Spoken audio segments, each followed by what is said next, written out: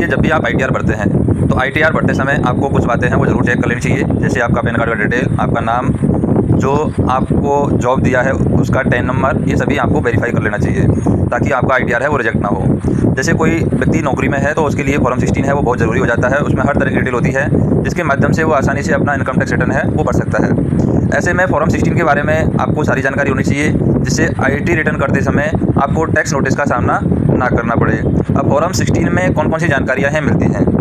Form 16 में आपको दिया जाता है कि नौकरी करने वाले व्यक्ति की आय कितनी है, काटा गया टैक्स कितना है, छूट कितनी दी गई है, पूरी आपकी जो फाइनेंशियल प्रोफाइल है वो सारी यहाँ पर होती है। इसे हम एक वैध डॉक्यूमेंट्स मानते हैं और ये इस बात का सबूत है कि आपकी कर योग्य आय में से टैक्स की कटौती करके सरकार के पास जमा करा दिया गया है।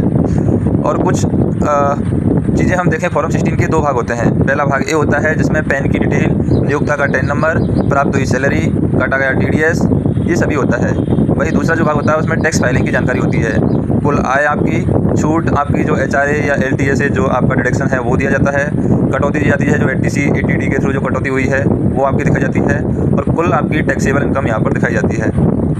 अगर आप फॉर्म 16 के जरिए ITR भरने जा रहे हैं तो आपको कुछ बातें जरूर चेक कर लेनी चाहिए। जो भी आपको अवश्य वेरीफाई कर लेनी चाहिए कि आपके पैन कार्ड डिटेल सही है, आपका नाम सही है। अगर इनमें से भी कोई गलती होती है तो आपका ITR रिजेक्ट हो जाएगा। सैलरी ब्रेकअप को पे स्लिप के साथ मिलाना जरूरी करें और सुनिश्चित करें कि जो भी आंकड़े आप भर रहे हैं वो सही हों।